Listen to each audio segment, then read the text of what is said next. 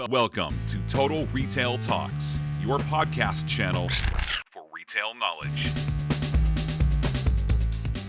Hello, and welcome to this episode of Total Retail Talks. I'm Joe Keenan, the editor-in-chief of Total Retail.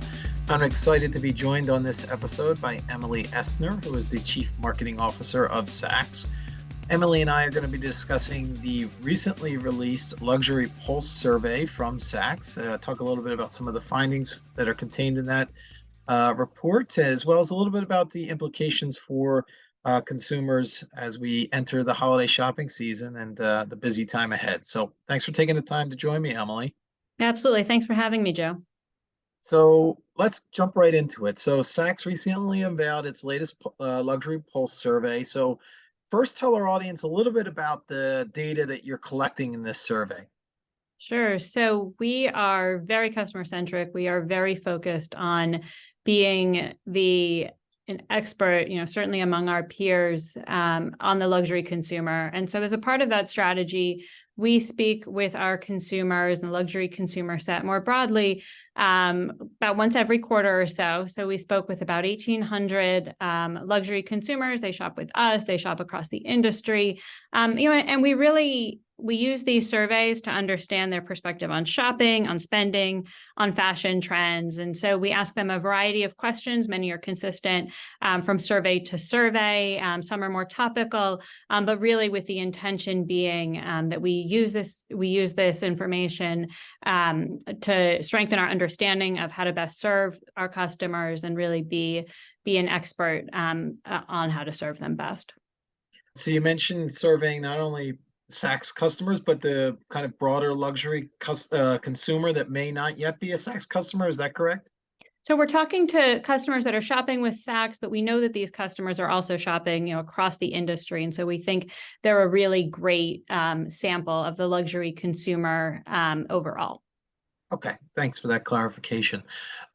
So what were some of the highlights? So you mentioned this is, you're doing this about quarterly. As we record this in late September, recently released the latest Luxury Pulse survey. What were some of the key highlights from that round of the survey? Sure. So a couple things that we were really interested to see that we think have direct implications for our business. One was around the idea of fashion inspiration. So we asked a question, a whole series of questions, trying to understand better, where do luxury consumers get their fashion inspiration? And a piece that we were really honestly heartened to see was that luxury retailers are really number one for how luxury consumers are getting their fashion inspiration. So of course, they're also looking at social media, they're also looking at fashion publications, but the number one source for luxury consumers for fashion inspiration, how to wear things, how to style, what are important trends. There's actually luxury retailers. And when we sort of step back and think about that, it's interesting. My hypothesis there is that it's just, our customers are really busy and it's really easy. So we're able to have both, a really compelling brand story, but also be able to bring that editorial to life, but also be able to transact, pretty immediately. So it's really simple, really seamless for customers. And so my guess is that may be why luxury retailers are so important for driving fashion inspiration. It's a really key strategy for us as we think about, sort of taking, the incredible assortment that we have and really personalizing it for every consumer who's shopping with us. And the idea of curation, the idea of being able to, find, sort of various inroads into our assortment for each and every consumer is so important. And so knowing that, not only is that something that we can do, but it's really something that consumers want from us is really exciting. And I think it's something that our team is really taking to heart, and it's allowing us to accelerate our strategy there. Kind of following up on that, Emily, and kind of that inspiration coming from the retailer itself, is that kind of brought to life in the products that you're recommending on site, conversations that you're potentially having from customer service, and then filtering that back to merchant teams? Talk a little bit about how that inspiration is taking place from the retailer end. Absolutely. So we really think about it as curation and inspiration really being central to how we communicate with our customers. So you think about for example, in an email, giving our customers, specific inspiration around, it is November.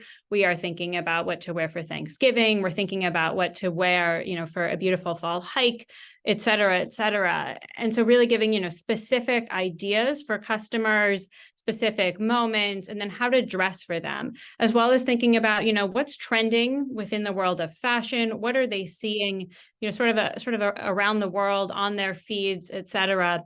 And how do we take that and make it really understandable? So quiet luxury is something we've been hearing about for a while, continues to be relevant. How does a customer really take that trend and make it something that's understandable to them, really put the pieces together so it's really easy for a customer to understand how to get that look, as well as I'm interested in one particular item.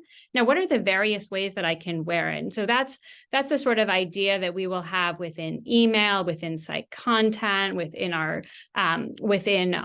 social, all of our own social channels, as well as something that we'll do within paid media. For example, some of the work that we do within video is very much focused around this idea of inspiration, and having Saks really be a source of that inspiration and a source for, how to find the items that are just right for all of the various moments in your life. So you actually answered what I was going to follow up with in terms of some of those channels that you're distributing that messaging, that inspirational content to consumers. One more follow up on that, Emily, in terms of why you think that may be. Is it, the trust that you've built up with the consumer, the Saks shopper, that they come to you first because you've established that relationship with them, whereas we hear so much about all these social influencers and other ways that people are consuming content, but they don't necessarily know that, that customer or that influencer rather really truly believes what they're telling them, or is it just kind of a paid spokesperson model, whereas the brand itself has created that relationship? Is that one of the reasons you think they're getting such inspiration from the retailer itself? When we talk to customers, we always, and when we ask them, what does Saks stand for in your mind? The largest, sort of words on the word cloud are always fashion and luxury. And so, we believe that we really own those characteristics for our consumers, for the luxury consumer writ large. And so I think, sort of to your point, because we own those pieces, we have a lot of trust, we have a lot of authority. And then we're very focused on sort of taking that authority and making it really relatable, really understandable to customers. And so I think it's sort of this idea of almost inviting a customer in and helping them understand, how do you take this, incredible assortment that we have and really make it right for you? And we give lots of different ways for a customer to be able to find exactly what they're looking for, whether it's through all of that content that I talked about, or whether it's, how they're able to navigate the site, and the various curated shops that we feature on site, for example. So I think probably it is that mix of being a trusted brand, a brand that really stands for fashion authority, and then having, really dedicated ourselves over the last couple of years to really owning this idea of inspiration, of relatability, and giving customers lots of different ways to be able to find themselves within our brand.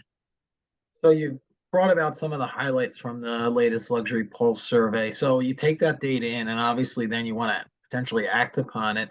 So what, as a brand at Saks, what are you doing to capitalize on some of the trends that you're hearing and seeing in the luxury fashion space? So a lot of the insights that we get here really, they help us really accelerate some of the initiatives that we have.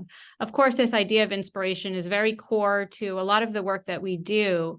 But when we think about, for example, developing email franchises that help a customer, be able to wear one specific item 3 different ways, it gives our teams a lot of confidence to know that we're going in exactly the right direction. I think in this instance, it was, the insights that we got confirmed a strategy that we've been executing on for a while. So really allows us to accelerate.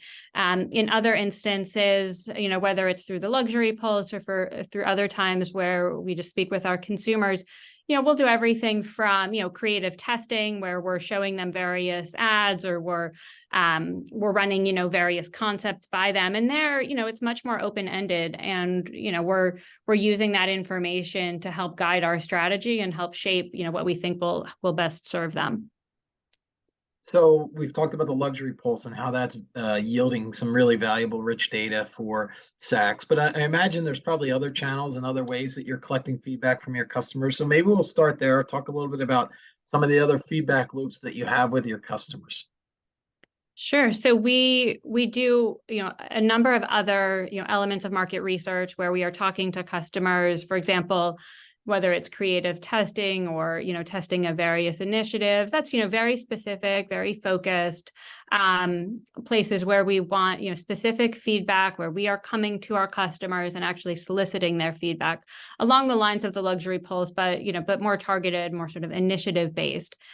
We also, of course, run a, really significant, customer feedback process as a part of our overall, customer service and fulfillment experience, sort of centered around NPS.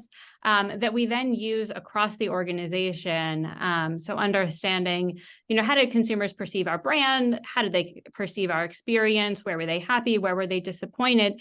And then we have a team that is responsible for taking those insights and then executing across the organization to, solve whatever that problem is, getting to the root cause, of a potential issue, or, when there is something that's going well, understanding, what is it about it that's going well, and looking to make that something bigger. Yeah, probably troubleshooting, but also finding things that are working and then leaning into them a little bit further. Yeah. I'd love if you have an example, Emily, of something that you've done at Saks based upon the information that you've collected, whether it be from Luxury Pulse or some of those other ways that you're getting feedback from your customers to improve the experience. Obviously retailers are competing so much on experience these days, especially in the luxury space. Is there something that you can pinpoint or share in terms of an example there? One of the other pieces, or one of the other venues rather, that we get feedback from our customers, not just surveys, not just NPS, but is actually our customer service team in and of themselves. We will often hear something isn't, if something is broken on the site, the first place we are likely to hear about it from is of course, our customer service team. And so there's countless examples of, look, something wasn't showing up right on the site. There was a little bit of an issue with a specific item, and we take that sort of input incredibly seriously and handle it really, really quickly. And so that's, we sort of think about that as really a first line of defense. Of course, we're always looking to, solve those issues even sooner. But the reality is, with over 100,000 items on site, inherently we will occasionally run into issues where we're going to hear first from our customers, and we're so grateful to get that feedback, and work incredibly quickly to be able to resolve those issues.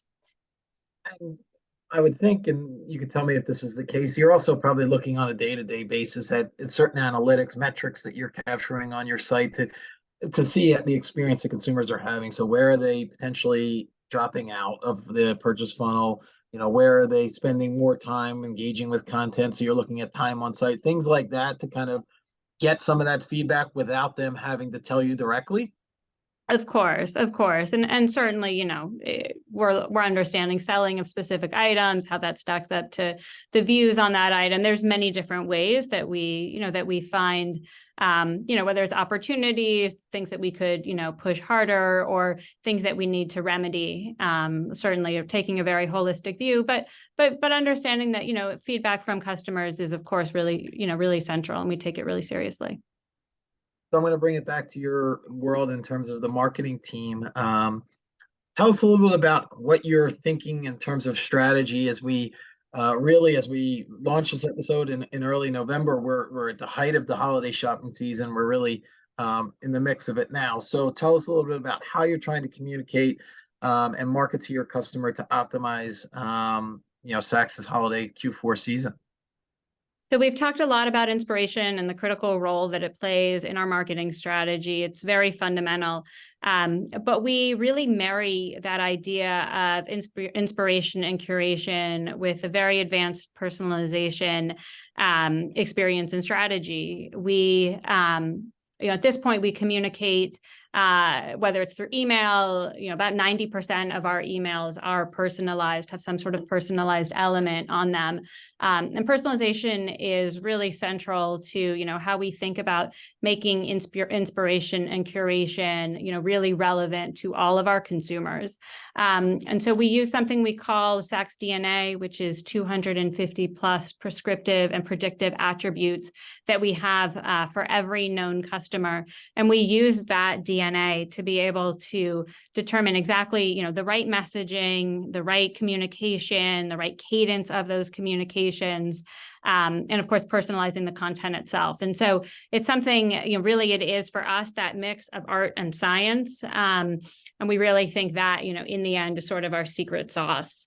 As we think about holiday specifically, I think I would be remiss not to mention that we started to see some improvement from the luxury consumer, especially at the higher end. So a customer who has a household income of about $200,000 or more, we started to see more optimism coming from them from this luxury pulse. So, fast forwarding a little bit to early November, very optimistic, that we'll see that coming to bear.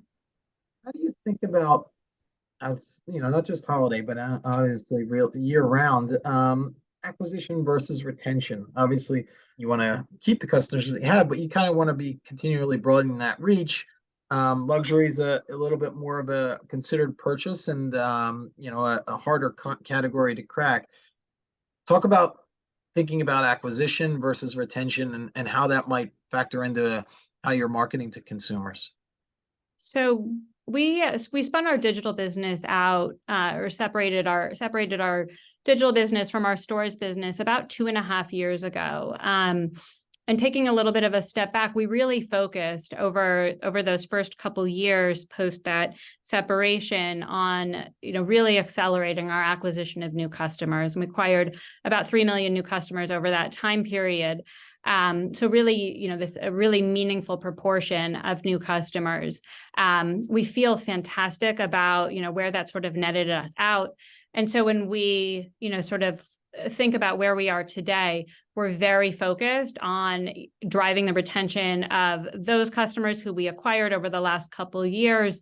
Obviously, retaining even at a higher rate customers who we had acquired previously. So we certainly are focused on customer acquisition. It's something where, inherently, we invest there. We're focused, but for, if we were to poll our teams and talk to, when push comes to shove, retention is really critical for us. That's where we're spending most of our time, we're spending most of our thinking. So the reality is that, a known customer who we're able to personalize all of our communication to, where we know a lot about them, means that we're able to, really improve their retention, both from a, sheer customer perspective, as well as from, a revenue perspective, a lot more effectively. And so when we think about, where are the best places for us to invest, given, how far we've come from an acquisition standpoint, we're very focused on retention.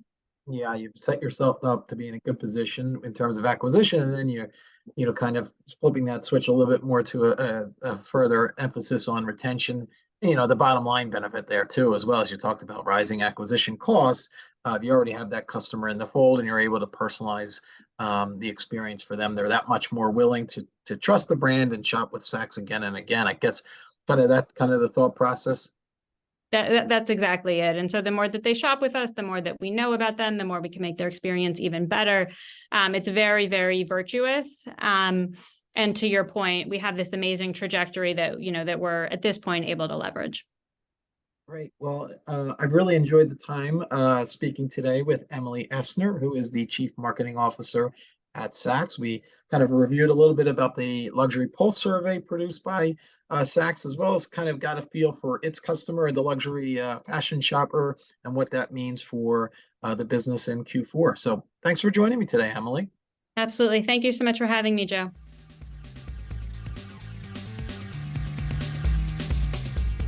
Thanks for listening. For more information on this podcast, please check out our podcast channel page at mytotalretail.com/podcasts for show notes. Total Retail Talks is available on Apple Podcasts, Google Podcasts, Stitcher, and Spotify. Make sure to subscribe on our podcast channel page as well. If you've enjoyed this episode, please take a few moments to rate and review this podcast. Thanks, and until next time, this has been Total Retail Talks.